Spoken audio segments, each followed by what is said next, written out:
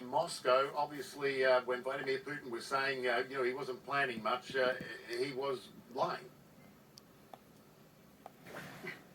You know, Michael, if you look at what he said in this speech tonight, he begins by saying, well, it was the people of Donbass. We had to go in and protect them.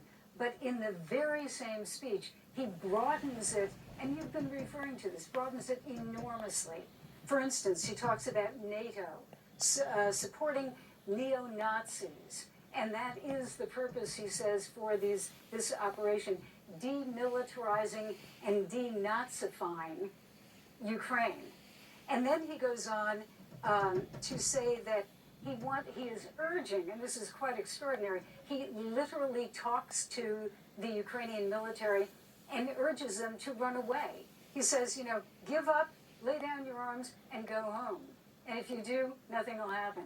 And then that final, really, I would say, blood-curdling note. And again, the tone that he speaks in is really very much like this. Now a few important words for those who may be tempted to intervene. And then he says, if you try to intervene and create a threat for our country. So in other words, now he's talking about Russia, not just the people in Donbass. He says, you will have such consequences that you have never experienced in your history. So that could be a warning to any country. It could be a warning to NATO, to the United States, not to even think about intervening.